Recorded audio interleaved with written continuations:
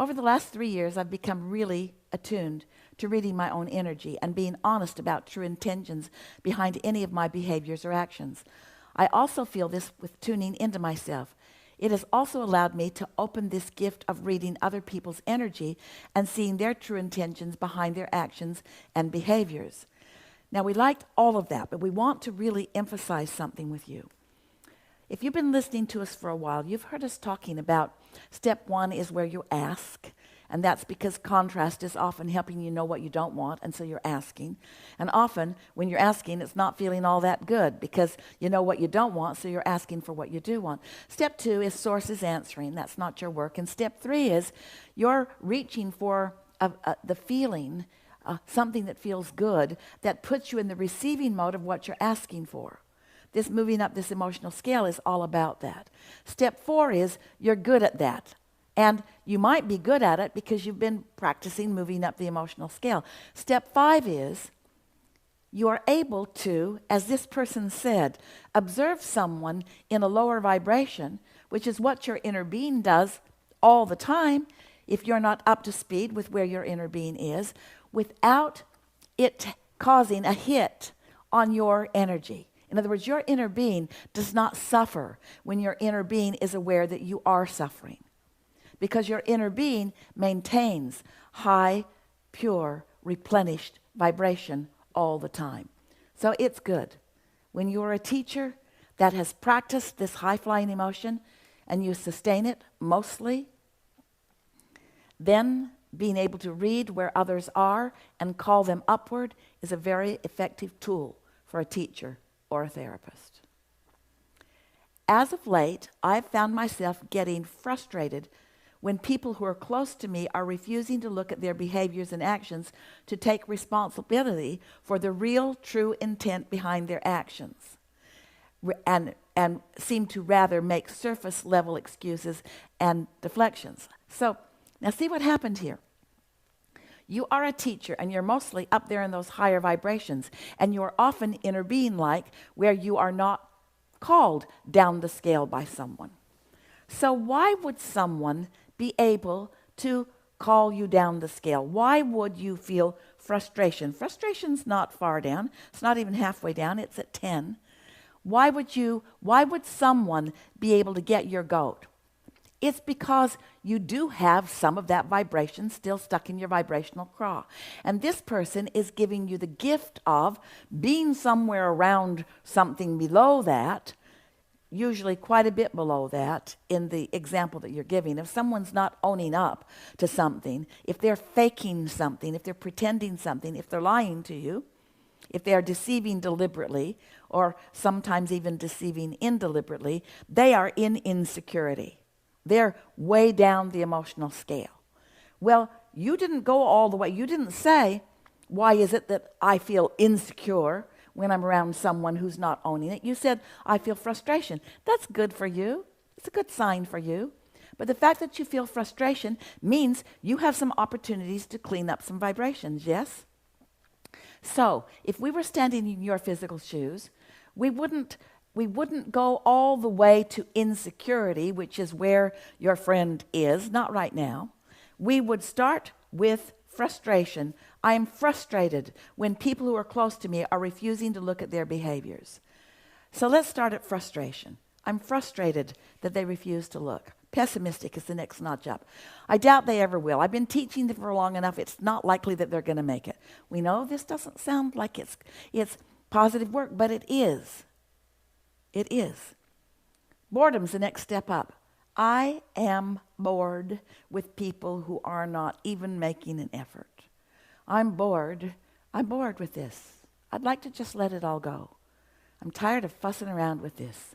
There's nothing serious going on. I'm bored. Even if you don't think the words took you there, a sentence or two will improve it. You don't have to stay there till you feel improvement. Just stay there for a sentence or two and move up. Next emotion up is contentment. I like that I'm aware of my emotions. And I like that I am owning my emotions more. And I like that everybody else doesn't have to do it in order for me to feel better. Move up. hopeful. I'm hopeful that as I am learning about emotions and I'm finding more replenishment, that others who hang around with me, even those whom I'm teaching, will find it too. Move up a notch. Optimism. I know they can do it. Took me a while. Takes everybody a while. We're all in different places, having different experiences. I don't know how life is touching them, but I know that they want to feel better. And I know that their inner being is calling them upward. And I believe that their association with me in combination with their inner being, who's always calling them upward, is going to help them. I have absolute expectation, not up a notch, positive expectation and belief. I believe they can do this. I have every reason to expect that they're going to find that. Enthusiasm. This is so much fun. I have loved knowing it myself. I love it every time I do it. Eagerness, happiness is right there in that same place. I am passionate, next notch up, passionate about my discovery of how to maintain my vibrational balance. Move up a notch. I love knowing this. I'm joyful in knowing this. I feel enthusiasm and absolute empowerment, freedom. I am free. I love my life. I love knowing this. I have such appreciation for this knowledge and for my life and for them helping me to know that I had some residual stuff about frustration going on. You see how it works? This person went on. I'm getting really frustrated when people are close to me. You heard all of that. Then further down in, I ultimately end up taking the blame for not believing them or trusting them. Now, we didn't go there first because we just want to point out that you are a high-flying person. And then, but there's still, like with everyone, you have subjects that will activate different emotions along your emotional scale. You don't have to clean everything up all the time. But if you are cognizant, if you're aware, if you want to feel good and therefore are aware when you don't, and you're willing to identify or isolate where you stand on this emotional scale, and you're willing to take yourself up, then in the very first realization that you offered to us, frustration, you could start at a higher place and work up the scale, and before you know it, frustration would be a thing of the past with you. As you took it further, not doing that work, it's just fine, you didn't really know about it, and tried to defend maybe while you're frustrated, then you got into blame, which was much further down on the scale. You're blaming yourself, which is even further down on the scale because that's guilt for not believing them or not trusting them. Sort of getting the hang of this. There's no right or wrong in this, and no subject or issue is always every single time at the same place on an emotional scale.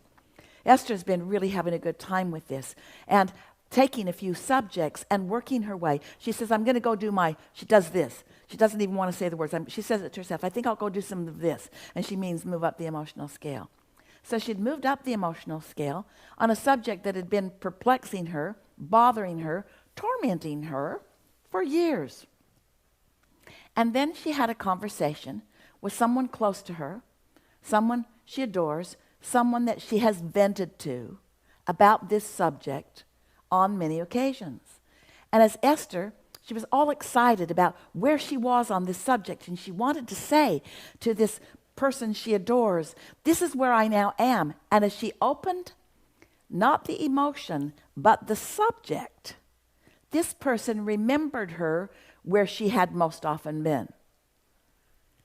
And Esther was first alerted, alarmed, then amazed, surprised, then enlivened when she realized, oh, this is why Abraham doesn't want us to talk about subjects. Because as you do the emotional work, when you approach a subject with other people, they're going to remember you where you used to be because they haven't been romping up the scale with you. They don't know where you are. They remember where you were. That's why when you go home, you act like you used to act when you used to live at home with them. Because they remember you one way even though you've changed. And when they remember you the way you were, if there's any residual of that left within you, which there always is some residual if you haven't deliberately assigned yourself to emotion and made sure that you have momentum there.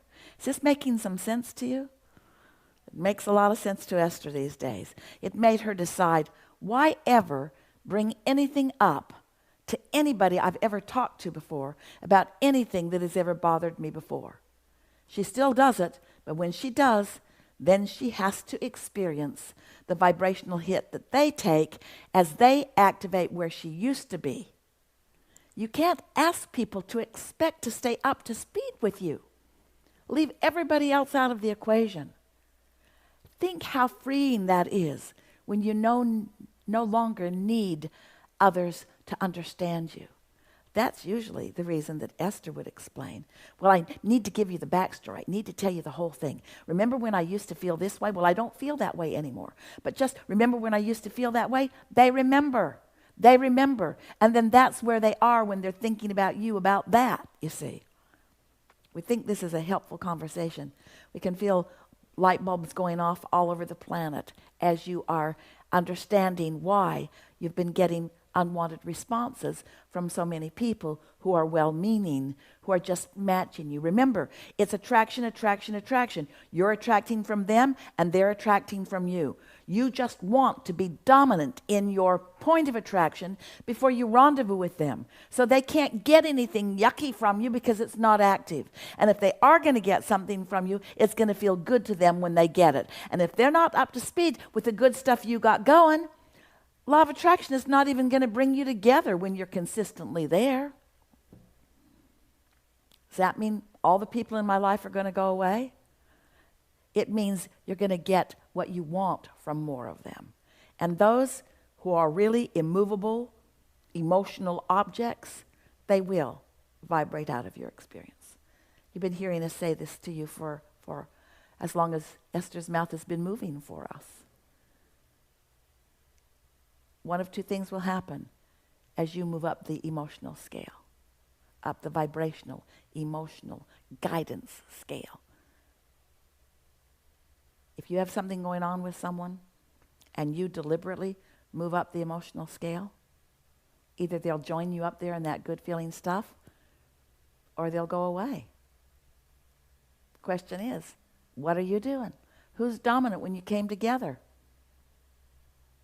You haven't been meditating? Which is something else we really want to talk about. Many of you said, we want to talk about it because you want to talk about it. Many of you were wondering about contentment and where it is on the emotional scale. It's here, it's number 7, it's closer to the top. And you were asking, why are there more negative emotions, negative feeling emotions than there are positive? And we want to say to you, we don't see it that way. We see it as replenishment and then less and less and less and less and less replenishment.